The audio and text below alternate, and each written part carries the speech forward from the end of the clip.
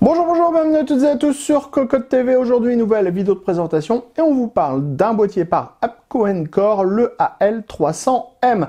Un boîtier au format micro ATX mais qui prend quand même pas mal de place, qui propose un extérieur quasiment tout en aluminium, une structure interne en acier. On a également pas mal de verre trempé sur la face avant mais aussi sur le côté. On pourra positionner le boîtier comme ça ou comme ça, avec plein de petits pieds dédiés, et c'est compatible micro ATX et carte graphique full size. On retrouve également 3 ventilateurs de 120 mm sur la face avant, totalement RGB. On pourra régler la vitesse des ventilateurs via une petite télécommande. Au niveau du tarif, on est sur une base de 279,90 € minimum, ce qui est clairement très élevé pour ce boîtier. Allez, on vous propose de le découvrir dans son intégralité. C'est maintenant, c'est tout de suite, c'est maintenant, c'est sur Cocotte TV.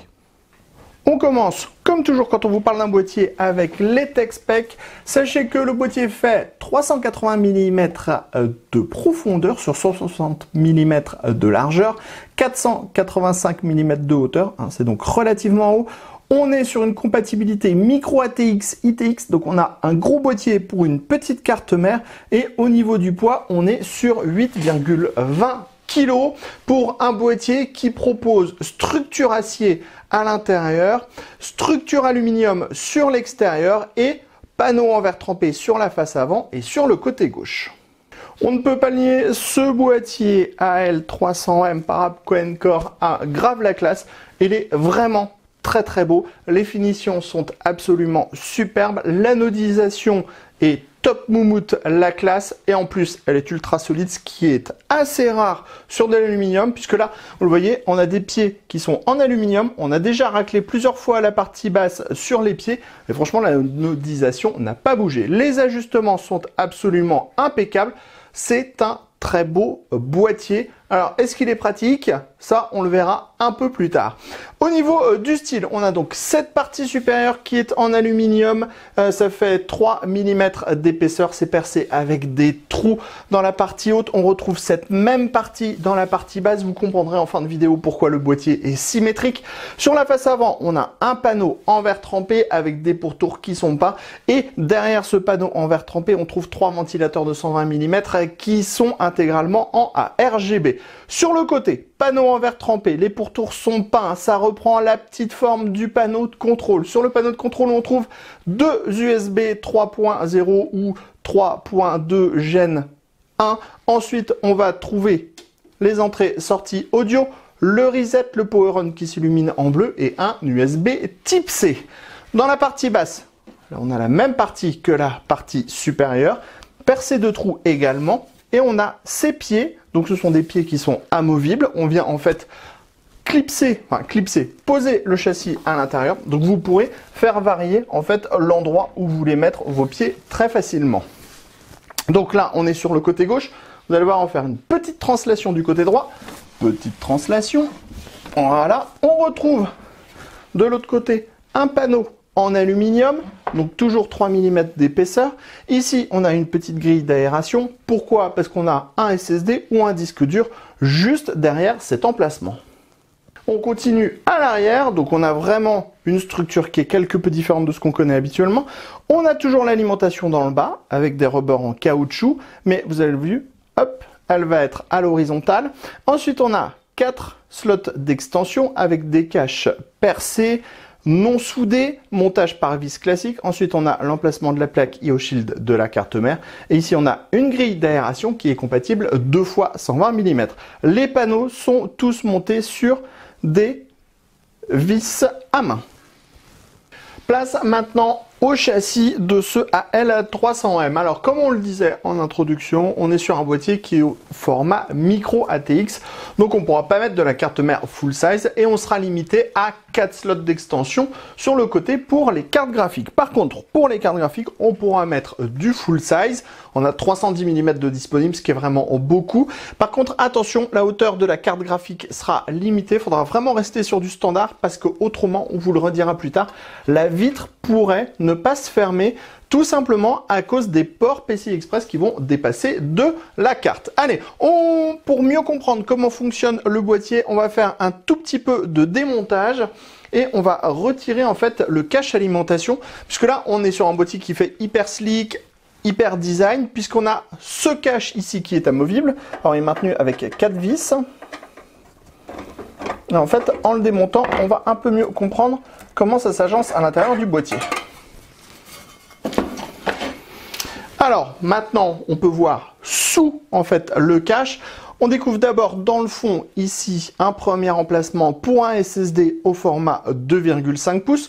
Juste à côté, on a une cage HDD qui est amovible. Alors elle est compatible une unité 3,5 pouces ou une unité 2,5 pouces.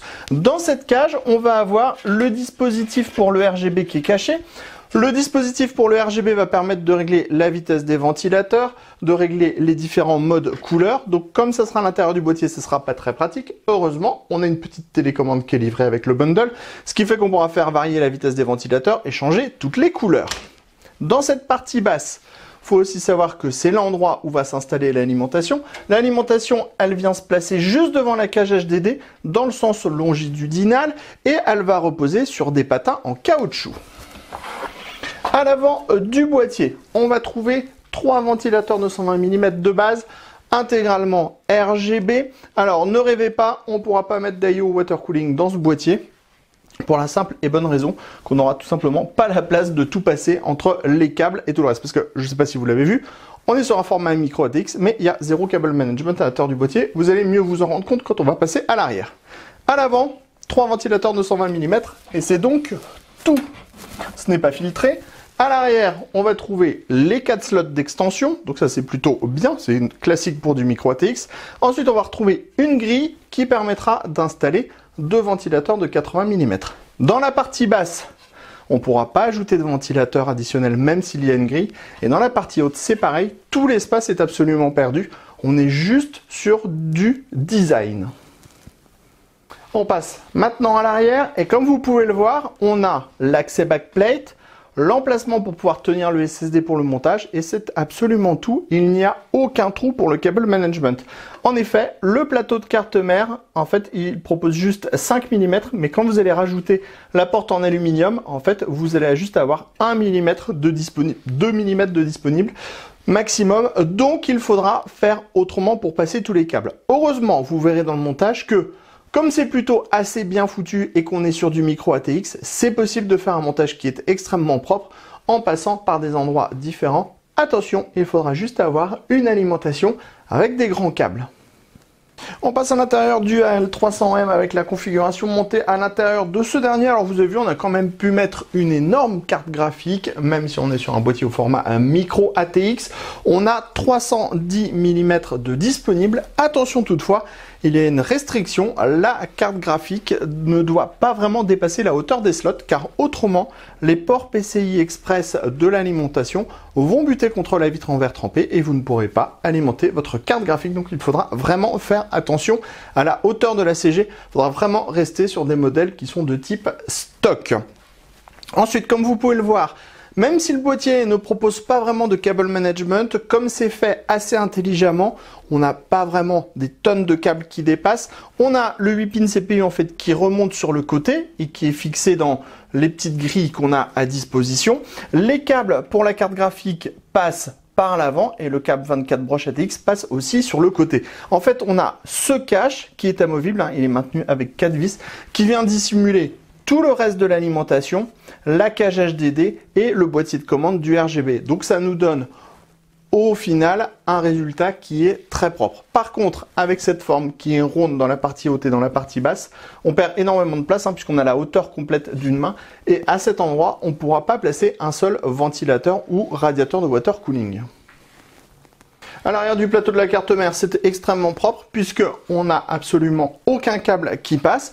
Il faut dire que si on avait un seul câble qui devrait passer, on ne pourrait tout simplement pas fermer la porte. On a quand même l'accès backplate ici et ici une petite fenêtre pour avoir l'accès au SSD ou au HDD. En fait, ça va juste vous permettre de le tenir quand vous allez faire le montage. On passe maintenant à notre APCO Encore AL300M allumé et vous avez vu, on a changé l'orientation du boîtier. En effet, vous ne serez pas obligé d'utiliser les pieds en U pour mettre la tour à la verticale. Vous pourrez aussi utiliser, ce sont des petits pieds amovibles qui sont livrés dans le bundle. On en a 4 et ça vous permettra de mettre le boîtier à l'horizontale si par exemple vous avez envie de l'utiliser de façon HTPC, et ça c'est plutôt une bonne idée. Ensuite, on va avoir une petite télécommande qui sera fournie avec le boîtier, puisque le système permettant de gérer le RGB, il sera caché à l'intérieur, donc ce sera difficile d'accéder à tous les boutons. Et sur cette petite télécommande, on peut changer la vitesse des ventilateurs, passer en mode super silencieux, ou alors en mode un petit peu plus audible, mais ça reste très raisonnable. De toute façon, ne rêvons pas, cette face avant, aussi belle soit-elle en verre trempé, ne propose qu'une toute petite ouverture qui fait 4-5 mm autour de cette dernière, donc clairement ça respire pas beaucoup. Ça va bien emmener de l'air à l'intérieur du boîtier, mais dans des proportions vraiment assez petites. En même temps, c'est pas une mauvaise chose, puisqu'on a des ventilateurs qui ne font pas trop de bruit, parce que s'ils faisaient vraiment beaucoup de bruit, on entendrait encore plus l'aspiration à travers la toute petite fente.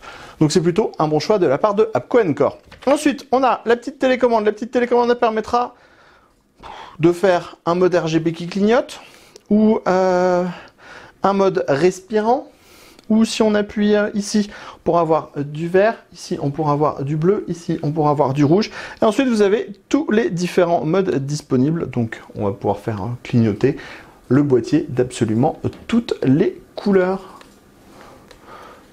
Heureusement, il y a ce petit bouton magique. Hop, comme ça on peut éteindre les 3 ventilateurs. Allez, hop, on en a fini du tour complet de ce APCO Encore. Je relis la référence AL300M, boîtier au format micro ATX qui permet de mettre une carte graphique full size, qui propose 3 ventilateurs de 120 mm ARGB à l'avant. Tarif, oui, 379 € minimum. Sur ce, on se dit à bientôt sur Cocotte TV pour toutes nos prochaines vidéos, et aussi à bientôt sur cocottante.com pour toutes nos news, tous nos tests et tous nos articles.